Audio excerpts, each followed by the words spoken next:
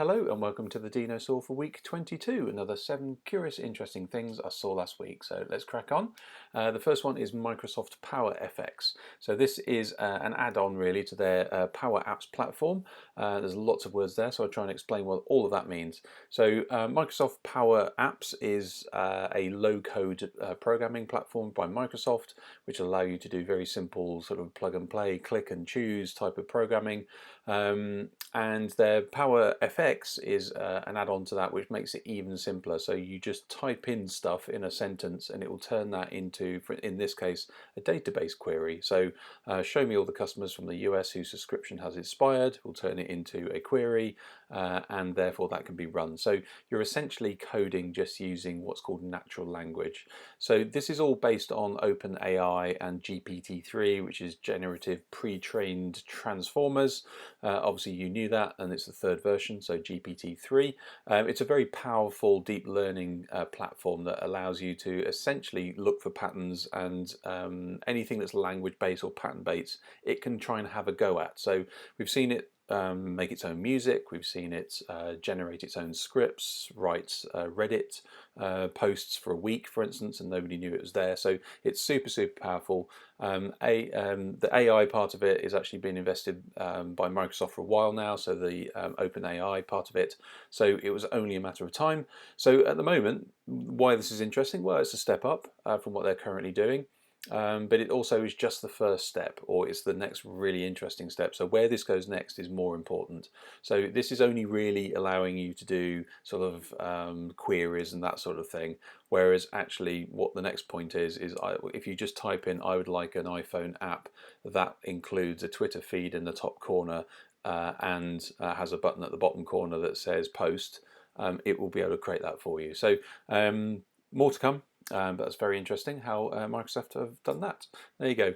This is a little tricky to tricky to watch and tricky to explain. So this is called Strolling Cities, and this is using. There's a lot of things going on here. One is it's generating these cityscapes, and it's generating these based on training. So it's got a lot of existing photos, images, maps, that sort of thing. So for instance, if you wanted to go to Milan or Rome, it will give you something that feels a little bit like Milan or feels a little bit like Rome. So it knows what the city looks like, non-specific, but it can kind of give you the feel of it. But what it's actually doing is it's generating all that on the fly using something else, which is voice.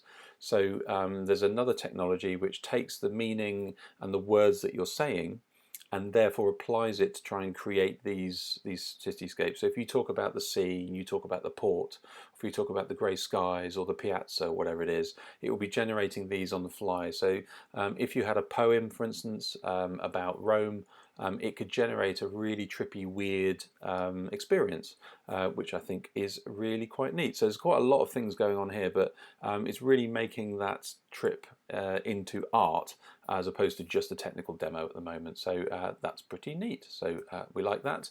Something a little bit more basic. So you know there's captcha codes that you type in just to say that you're not a bot, and sometimes you have to click on sidewalks or hydrants, or you just have to type in those weird little names. I could actually do an entire Dinosaw on how cool those are and how they actually work. You probably didn't realise. However, they're pretty cool.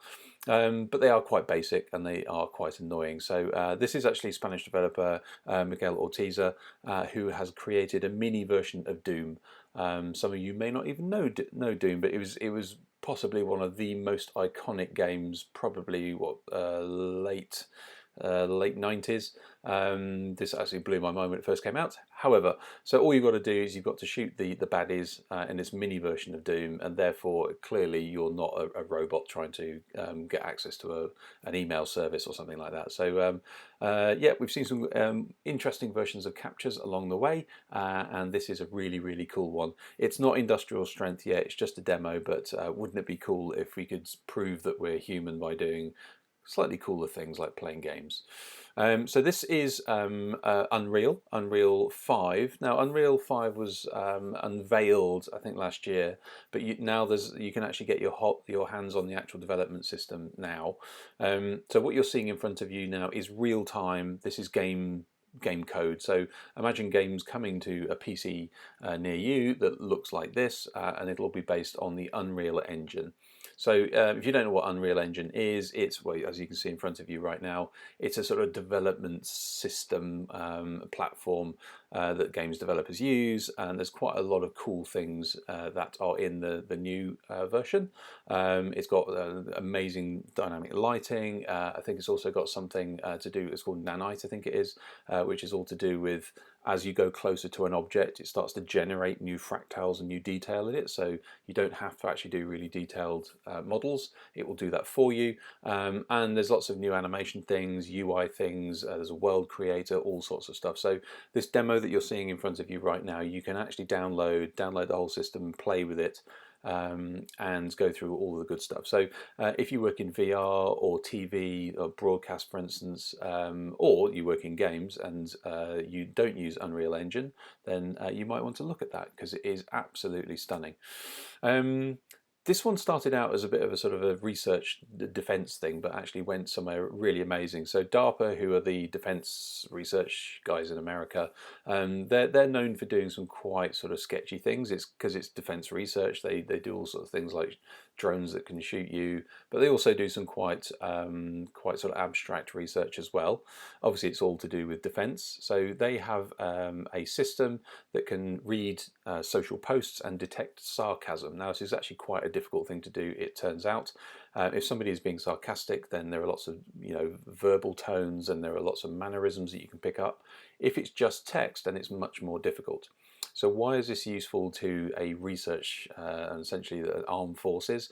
Well, apparently, if you are a bad actor, you are somebody trying to undermine national security by doing malicious posts on social media, then often sarcasm is one of the things that can kind of destabilize people and get them to think differently. So if you can detect sarcasm, then you can automatically start to highlight any dangerous posts. Now, where the research started, which I thought was the more interesting thing, was research into autism spectrum disorder. So certain people who have who are on the spectrum, who maybe can't pick up on jokes or can't pick up on sarcasm, for instance. Now that works both ways. Maybe they can't actually understand the sarcasm in a statement, and they might take it for fact, and therefore they might take it on and they might do something with that. But likewise, if they are being sarcastic, then they find it hard to know when they're actually being sarcastic, and they want people to know that they're being sarcastic right now. So it was quite interesting looking at social posts, and should there be a /s for sarcasm or a /j for joke, so that people actually know that it's a joke or sarcasm. So this could be an algorithm you could see on social media, just to say, by the way, this is sarcastic, or by the way, this is a joke, or this is a parody, or whatever it is. So started out with research, but ended up in actually quite a useful place. Blind person sees with algae. So this is kind of neat. So this is not quite as simple as it sounds. So this is a person who had lost their sight 40 years ago with what sounds like a Harry Potter spell, which is retinitis pigmentosa. So the light receptors in your eye don't work. So what they did is there's an algae that they took a protein out of, and the protein is actually called crimson, which I think is a cool name for a protein.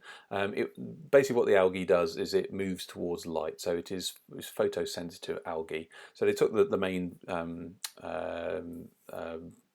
gene out of it, and they injected it into the eye. And then what they did is they used these goggles, which you can see on this chap here.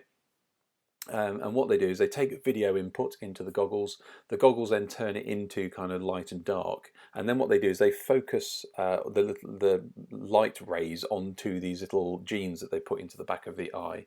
So you don't actually see the exact beaker or the cup in front of him, but what you do see is you see some sort of light and dark shades. So this person can actually detect the light and therefore detect the shape and know when it was there and when it wasn't. So you can see this little skull cap they've got on here. So that look at the occipital lobe, which is at the back, which is where the eyes go, essentially right to the back of your brain. And we're detecting a difference when they saw the cup and when they didn't see the cup. So they actually knew there was brain activity going on.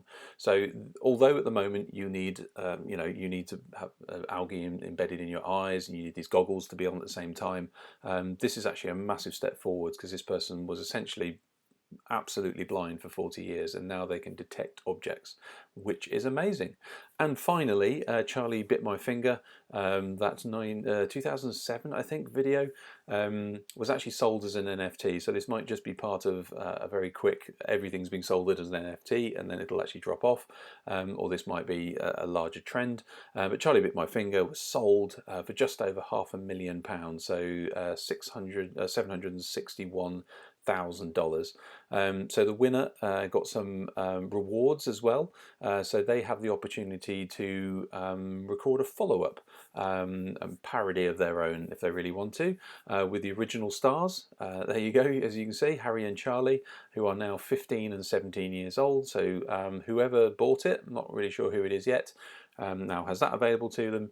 One of the side effects, I guess, is it could be removed from YouTube, because that's, somebody now owns it. It's up to them what they do with it. So it might be removed, and YouTube will probably sort of stamp out all of the other copies and the duplicates out there. But of course it's out there, you can go and watch it at other places, but technically it's owned by somebody else now. There you go. So if you ever like, Nyan Cat's gone, by the way, if you were thinking about that. So there might be some things that you might need to go and watch for one last time, because they might go soon. There you go. And with that, we are done. Hopefully that was useful, a little bit random, but I'll see you next week.